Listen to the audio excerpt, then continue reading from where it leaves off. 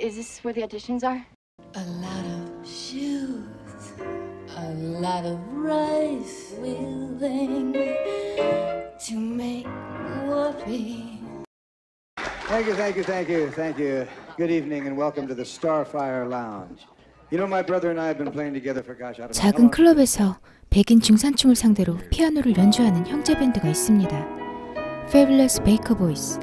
베이커 형제 중 형인 프랭크는 와이프와 두 자녀를 둔 안정적인 가장이었죠. 하지만 잭은 자유로운 영혼의 소유자로서 싱글로 지냅니다. 위층에 사는 에디가 마음대로 놀러와 피아노를 쳐대도 나무라지 않고 그의 유일한 반려견인 에드를 끔찍히 챙기는 독특한 캐릭터. 천재적인 연주자였던 잭은 그 어떤 곡을 가져와도 악보 없이 자유로운 연주가 가능한 사람. 하지만 백인 중산층을 상대로 공연을 해야 했던 그들은 고객의 눈높이에 맞는 음악만을 연주해야 했습니다.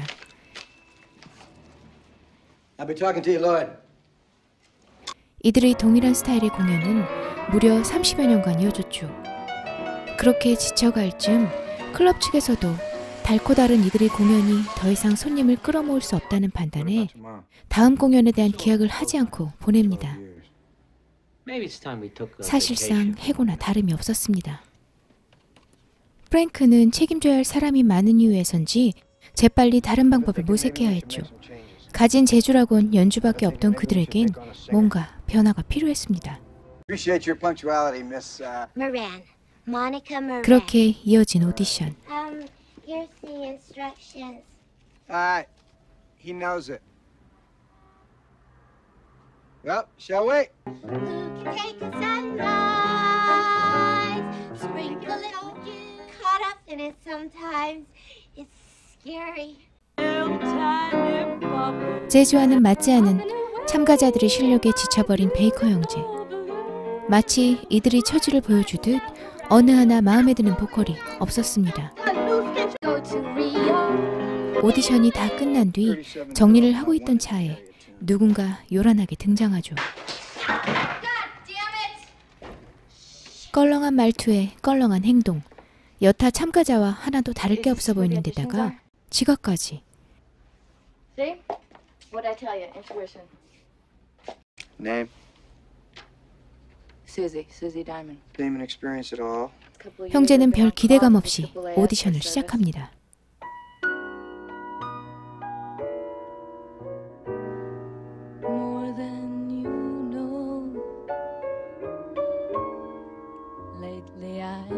무대에 서본 경험이 없던 것과 달리 수지의 청아한 목소리는 그들의 분위기에 적격이었습니다.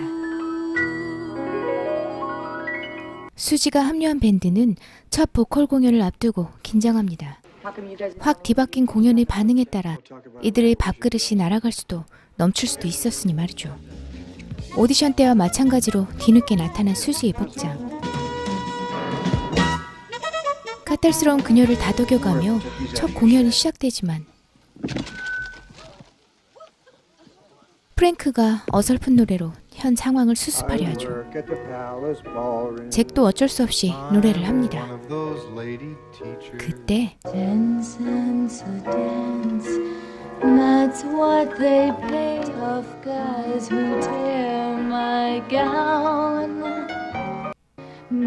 수지 보컬의 관객들의 반응이 달라집니다. 첫 공연을 무사히 마친 이들은 이후 쇄도하는 공연 요청에 승승장구합니다.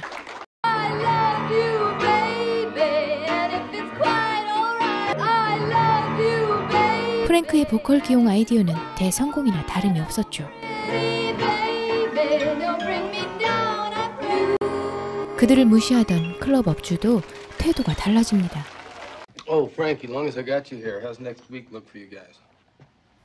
게다가 잭과 미묘한 감정을 교환하는 수지.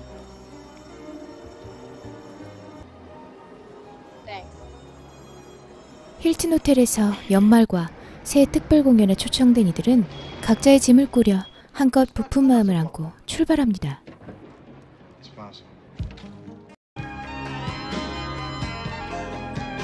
최고급 호텔에서의 장기간 공연.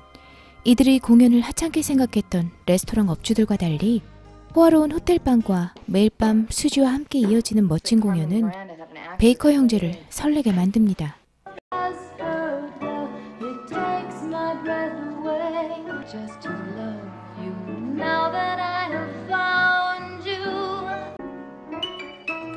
좋은 경험과 흥분, 낭만적인 음악과 경치를 동시에 공유하게 되면 남자와 여자는 또 다른 감정을 불러일으키기 십상이죠.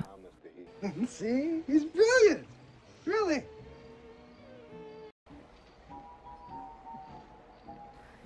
음악이 멈추지 않는 밤, 시원한 바람에 취했던 잭과 수지는 형이 느낄 만큼 서로에게 끌리고 있었죠.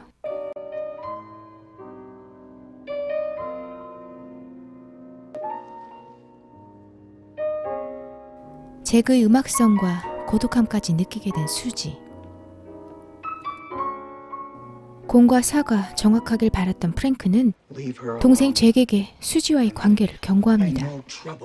잭을 다스려 공연을 무사히 마쳐야 하는 책임감을 가졌던 프랭크는 매사에 철저하길 바랐습니다. 형의 괜한 핀잔이 귀찮았던 잭은 프랭크에게 도발하고 이들은 애들처럼 싸우기까지 합니다. 하지만 가족의 경미한 차 사고 소식을 듣게 된 프랭크는 남은 새해 공연을 앞두고 집으로 돌아가야 했습니다. 묘하게도 둘만 남게 된 상황. 서로에 대한 감정은 충분했지만 선뜻 표현하기가 어색했던 이들은 그렇게 프랭크가 없는 밤을 보내고 예정되어 있지도 않던 음악으로 멋진 공연을 치릅니다.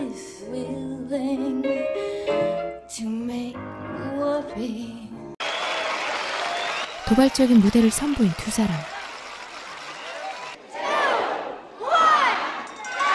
그리고 들뜬 분위기가 잭과 수지의 마음까지 설레게 했죠.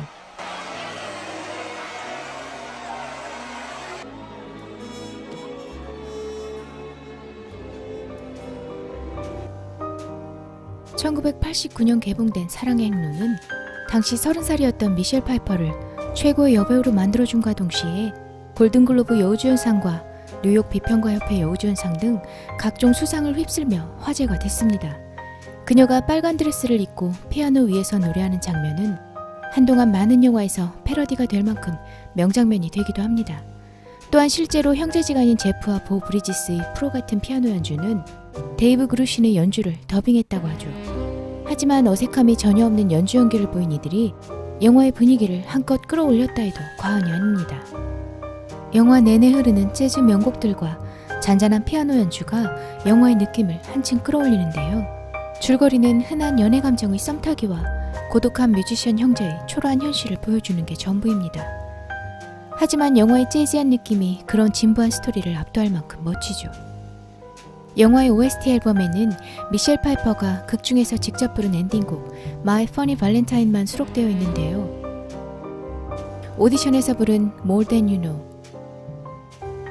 베이커 형제와 첫 공연 때 부른 Ten Center Dance, 수지와 흥행이 시작될 무렵 부른 Can't Take My Eyes Off You, 힐튼 호텔에서의 The Look of Love 등등 상당한 곡들이 실제 미셸 파이퍼가 부른 곡들로 채워집니다.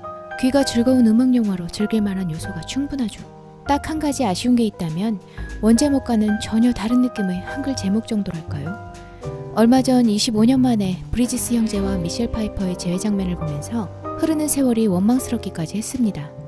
좋아하는 영화 속 배우에게 시간이 멈춰졌으면 하는 이기적인 바람이 살짝 들 만큼 제겐 각별한 영화였습니다.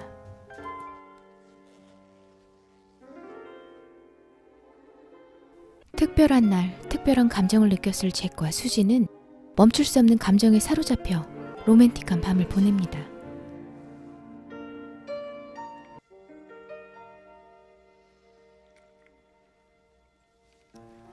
하지만 다음 날 냉정하게 나가버리는 잭.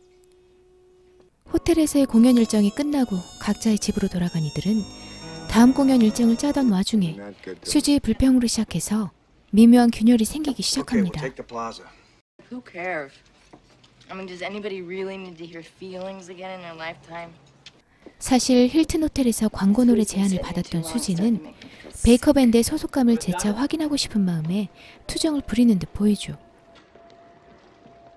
There's no card. Well, the gentleman who left him, he said he'd be in contact with you. I think it's with a cat food convention. 그리고 이 문제를 잭과 상의하는 한편 더욱 가까워지고 싶었던 수지. 하지만 잭은 집에 없었죠.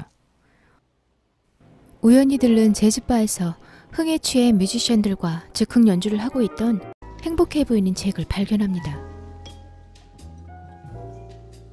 즉흥 연주와 자유로움이 가득한 분위기를 즐기는 잭. 하지만 가정을 책임져야 했던 형은 파트너이자 매니저 역할을 대신해 그런 잭을 제어한 채로 클럽에 어울리는 지루한 곡들만 선정해야 했죠.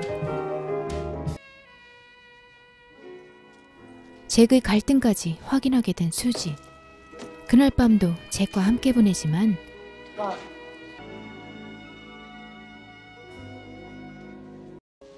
또 어색해진 다음 날 아침.